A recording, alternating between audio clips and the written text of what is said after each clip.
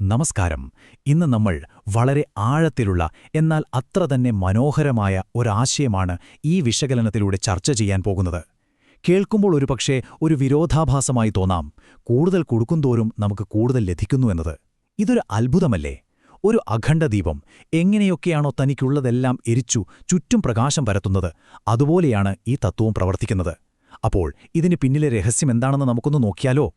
നിരന്തരം നൽകുന്നവൻ പരിധിയില്ലാതെ നേടുന്നു. സ്വാമി രാമതീർത്ഥന്റെ വളരെ പ്രശസ്തമായൊരു ഉദ്ധരണിയാണിത്. ഇത് വെറുമൊരു തത്വചിന്ത മാത്രമല്ല കേട്ടോ, മറിച്ച് പ്രകൃതിയുടെ ഏറ്റവും വലിയ രഹസ്യങ്ങളിൽ ഒന്നുകൂടിയാണിത്. അതായത്, നമ്മൾ നിസ്വാർത്ഥമായി നിരന്തരം നൽകുമ്പോൾ മാത്രമാണ് നമുക്ക് അതിരുകളില്ലാതെ നേട്ടങ്ങളുണ്ടാകുന്നത്. കൊടുക്കുന്തോറും നമ്മുടെ കയ്യിലെ ഒന്നും കുറയുന്നില്ല, പകരം അത് പല മടങ്ങായി വർദ്ധിക്കുകയാണ് ചെയ്യുന്നത്.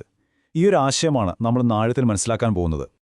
ഇവിടെ ഏറ്റവും കൗതുകകരമായ കാര്യം എന്താണെന്നോ, മനുഷ്യരെക്കാൾ മികച്ച രീതിയിൽ ഈ തത്വം നമ്മെ പഠിപ്പിക്കുന്നത് സാക്ഷാൽ പ്രകൃതി തന്നെയാണ്. അതെ, പ്രകൃതിയുടെ ശാശ്വതമായ നിയമം തന്നെ ഈ ദാനമാണ്. അതുകൊണ്ട് മനുഷ്യരുടെ ഉദാഹരണങ്ങൾ നമുക്ക് തൽക്കാലം മാറ്റിവെക്കാം.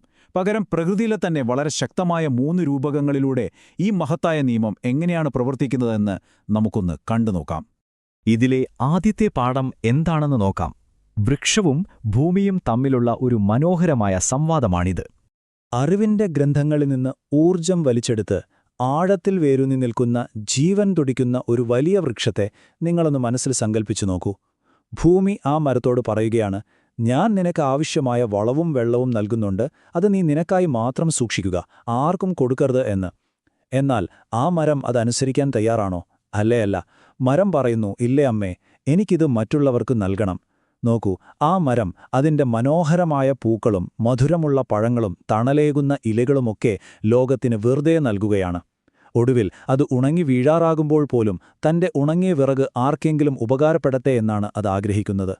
സ്വന്തമായി ഒന്നും സൂക്ഷിക്കാത്ത ഈ നിസ്വാർത്ഥത, അതാണ് പ്രകൃതി നമുക്ക് നൽകുന്ന ഒന്നാമത്തെ പാഠം. ഇനി നമുക്ക് രണ്ടാമത്തെ രൂപകത്തിലേക്ക് കടക്കാം. സമുദ്രവും അതിനു മുകളിലെ മേഘങ്ങളും.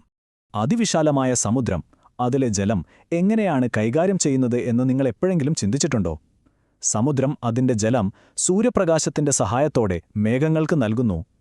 അപ്പോൾ മേഘങ്ങളെന്താണ് ചെയ്യുന്നത്? മേഘങ്ങളെ സംബന്ധിച്ചിടത്തോളം സമ്പത്തിങ്ങനെ കൂട്ടിവെക്കുന്നത് വലിയൊരു തെറ്റാണ്. അതുകൊണ്ട് തങ്ങൾക്ക് ലഭിച്ച മുഴുവൻ ജലവും അവ ഭൂമിയുടെ മടിത്തട്ടിലേക്ക് മഴയായി അന്ന് പെയ്തിറക്കും. ഈ ജലമാകട്ടെ നദികളിലൂടെ ഒഴുകി വീണ്ടും അതിൻ്റെ ഉറവിടമായ ആ സമുദ്രത്തിൽ തന്നെ തിരിച്ചെത്തുകയും ചെയ്യുന്നു. കൊടുക്കുന്നതൊന്നും ഒരിക്കലും നഷ്ടപ്പെടുന്നില്ല എന്ന് തെളിയിക്കുന്ന ഏറ്റവും മികച്ച ഉദാഹരണമല്ലേ ഇത്? ഇതിലെ ഏറ്റവും അത്ഭുതപ്പെടുത്തുന്ന കാര്യം എന്താണെന്നോ, ഇത്രയധികം ജലം മേഘങ്ങൾക്ക് നിരന്തരമായി നൽകിയിട്ടും സമുദ്രത്തിലെ വെള്ളം ഒരു തുള്ളി പോലും കുറയുന്നില്ല എന്നതാണ്. ഇല്ലായ്മ എന്താണെന്ന് ആ സമുദ്രത്തിന് അറിയില്ല. നിങ്ങൾ നിസ്വാർത്ഥമായി നൽകാൻ തയ്യാറായാൽ നിങ്ങളുടെ ശേഖരം ഒരിക്കലും ശൂന്യമാകില്ല എന്ന പ്രകൃതിയുടെ ഉറപ്പാണത്. എന്തു മനോഹരമായ ഒരു ആശയമാണിതല്ലേ?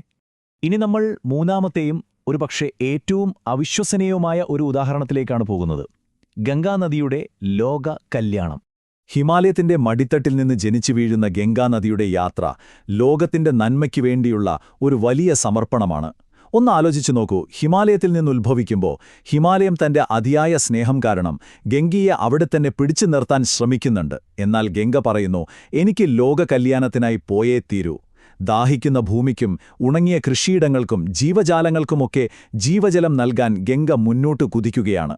തന്നെ തടഞ്ഞു നിർത്താൻ ശ്രമിക്കുന്ന ആ മമതയും ലോകത്തിനു മുഴുവൻ നൽകാൻ ശ്രമിക്കുന്ന ആ നിസ്വാർത്ഥതയും തമ്മിലുള്ള വളരെ മനോഹരമായ ഒരു താരതമ്യം നമുക്കിവിടെ കാണാൻ സാധിക്കും. ഇനി ഞാൻ പറയുന്ന ഈ കാര്യം ഒന്ന് ശ്രദ്ധിച്ചു കേൾക്കുക. ഇത് ശരിക്കും അത്ഭുതകരമാണ്. ഗംഗയുടെ ഈ ലോകസേവനം കാണുമ്പോൾ ഹിമാലയത്തിന്റെ ഹൃദയം അലിയുകയാണ്. തുടർന്ന് ഹിമാലയം കൂടുതൽ ജലം ഗംഗയിലേക്ക് നൽകാൻ തുടങ്ങുന്നു. ഇതിന്റെ ഫലമെന്താണെന്നോ, ഗംഗോത്രിയിൽ നിന്ന് തുടങ്ങുമ്പോഴുണ്ടായിരുന്നതിനേക്കാൾ കൃത്യം 100 മടങ്ങ് വലിപ്പത്തിലാണ് ഗംഗാസാഗറിൽ എത്തിച്ചേരുന്നത്. ഒന്ന് ആലോചിച്ച് നോക്കൂ, മറ്റുള്ളവർക്ക് നൽകുമ്പോൾ പ്രകൃതി നമ്മെ എങ്ങനെയാണ് തിരികെ സഹായിക്കുന്നതിന്റെ ഏറ്റവും ഉജ്ജ്വലമായ ദൃഷ്ടാന്തമാണത്. പ്രകൃതിയുടെ ഈ പാഠങ്ങൾ നമ്മൾ കണ്ടു. ഇനി മനുഷ്യജീവിതത്തിൽ ഈ തത്വം എങ്ങനെയാണ് പ്രായോഗികമാകുന്നത് എന്ന് നോക്കാം.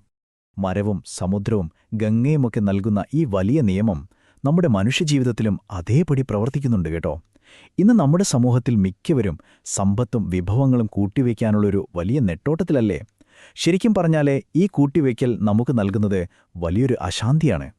എന്നാൽ അങ്ങനെ കൂട്ടിവെക്കുന്നതിനു പകരം അതെല്ലാം മറ്റുള്ളവരുമായി പങ്കുവെക്കുമ്പോൾ കിട്ടുന്ന സമാധാനവും സമൃദ്ധിയും എത്ര വലുതാണെന്ന് ചിന്തിച്ചിട്ടുണ്ടോ?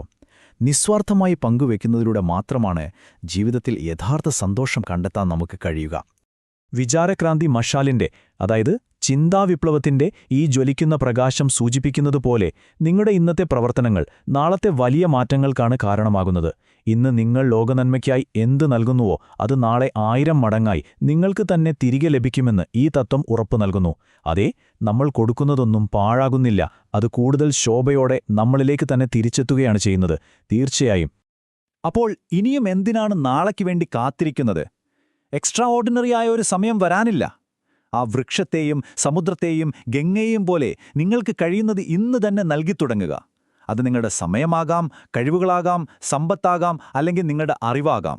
ലോകത്തിന്റെ നന്മയ്ക്കായി അവ ഇപ്പോൾ തന്നെ നൽകാൻ നമുക്ക് തയ്യാറാവാം. ഒരു മനോഹരമായ സൂര്യോദയം പോലെ നമ്മുടെ ജീവിതത്തിലും പുതിയൊരു വെളിച്ചം ഉദിക്കട്ടെ. ഞാൻ നിങ്ങളോട് ഒരു ചോദ്യം ചോദിക്കാൻ ആഗ്രഹിക്കുകയാണ്.